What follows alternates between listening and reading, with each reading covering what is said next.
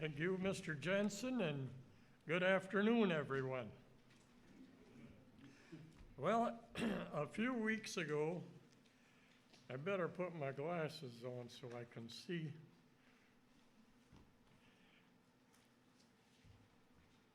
A few weeks ago, I gave a sermonette on Lot's wife.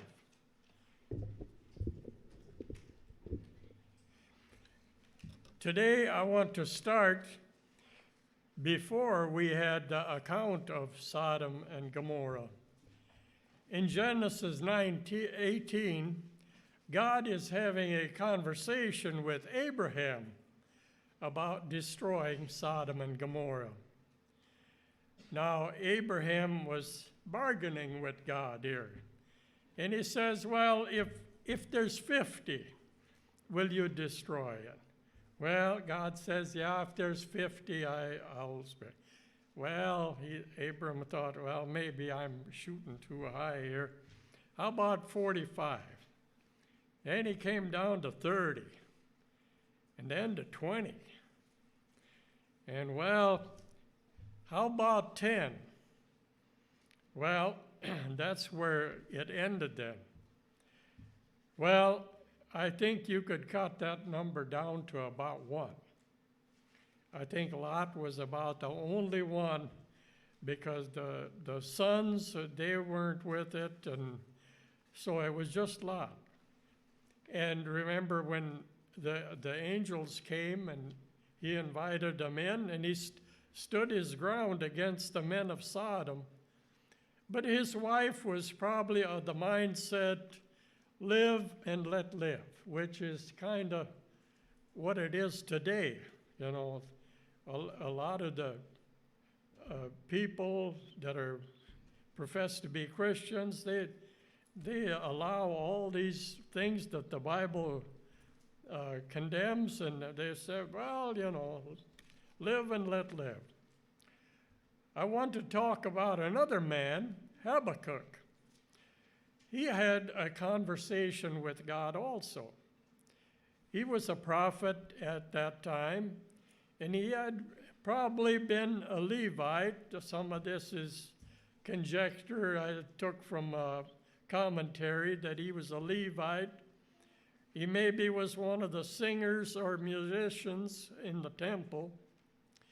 Habakkuk means embracer, hugger, or one who wrestles. That's what his name means.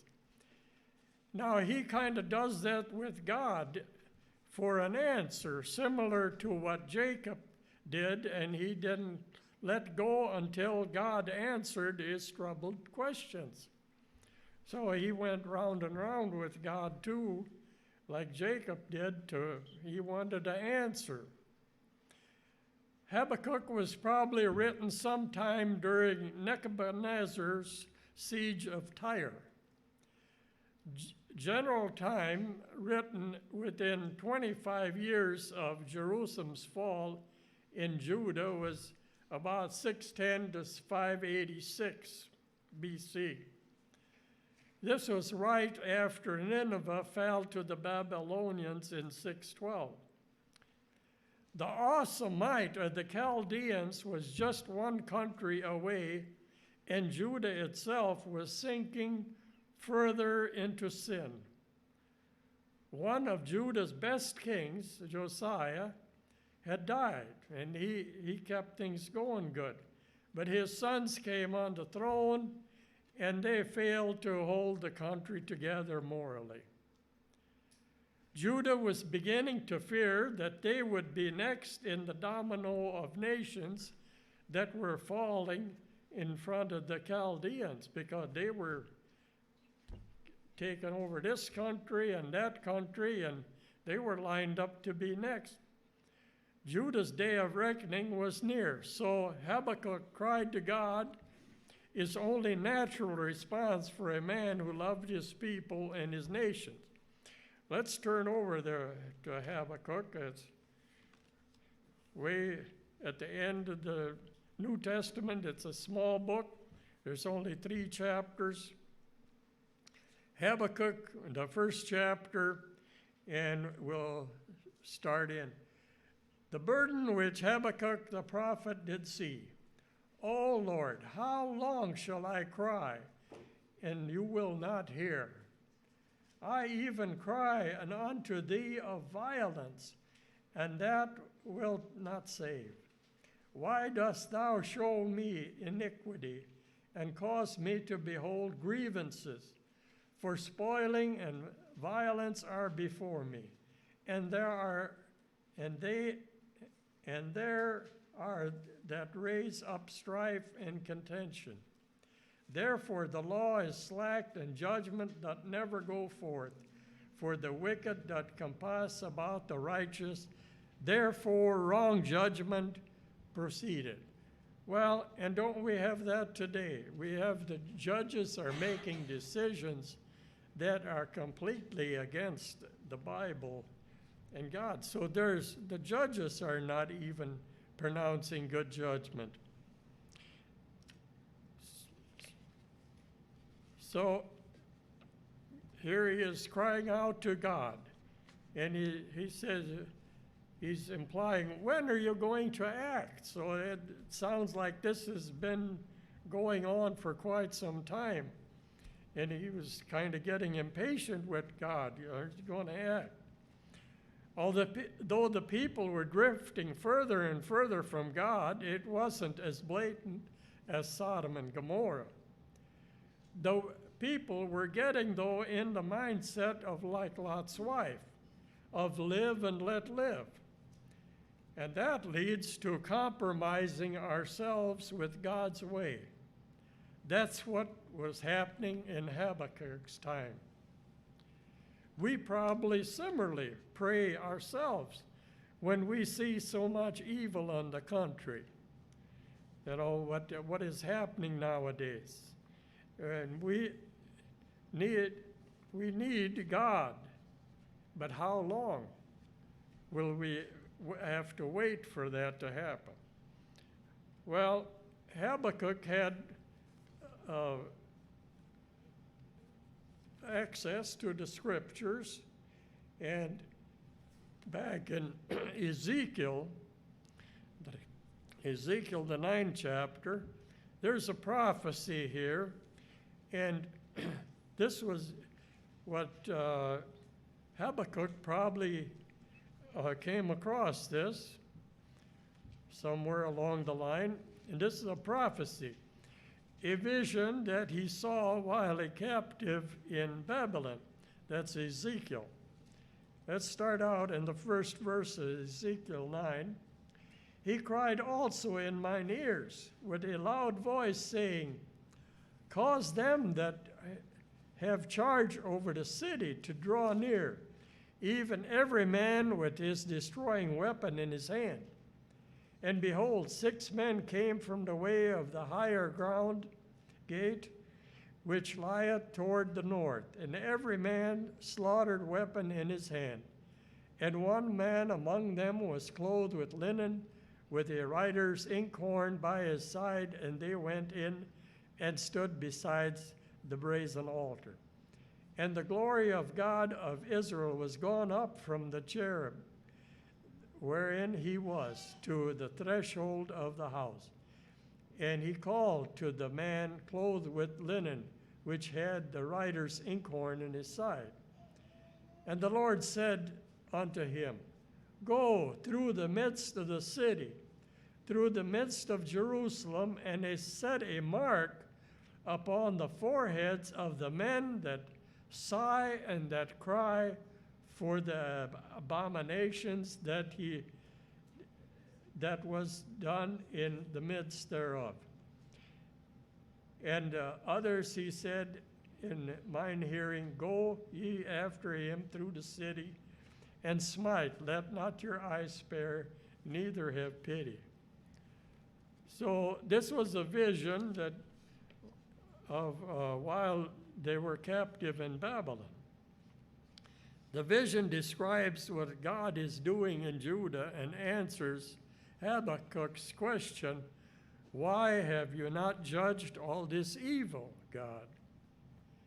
His reply in Ezekiel 9 is, I am going through the land through my chosen people, and I'm marking each one who sighs and cries over what is happening. I'm searching out and seeing who is righteous, who has character. You know, it's a good that we mourn over all the corruption and wickedness that's happening in the land. It tells God something about our hearts and our character. He is setting them apart for deliverance as well as us if we're sighing and crying. We must endure, but it's necessary to wait because it takes time for God to evaluate our character to see what we will do over the long haul. So in Luke 21:19, you don't have to go there, but it says, in your patience possess your souls. So we have to wait while God works it all out. And he's patient, and we need to be patient also. In Habakkuk, the first chapter, and I should have told you to stay there, but we'll continue on. We read 1 to 4, now we'll read 5. Behold, you among the heathen, and regard and wonder marvelously. For I will work a work in your days, which you will not believe, though it be told you. For lo, I raise up the Chaldeans, that bitter and hasty nation, which shall march through the breadth of the land to possess the dwelling places that are not theirs. They are terrible and dreadful. Their judgment and their dignity shall precede themselves. Their horses are swifter than the leopards and are more fierce than the evening wolves.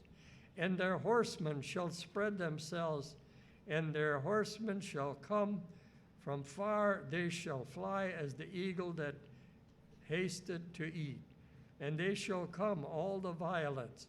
Their faces shall sup up at the east wind, and they shall gather in the captivity as the sand. And they shall scoff at the kings, and the priests shall be a scorn unto them. They shall deride every stronghold, for they shall heap dust and take it. And then shall his mind change, and he shall pass over and offend, imputing that his power unto his God. So God says to Habakkuk, you're not going to believe what I'm about to tell you. I will deliver you, but I will punish the sinners around you. I will send the Chaldeans to conquer Judah. It must have shaken his faith to hear God tell him, I'm coming to spank this nation with the worst of the heathen. You know, the Chaldeans were the worst of the worst as far as how they treated the people that they conquered.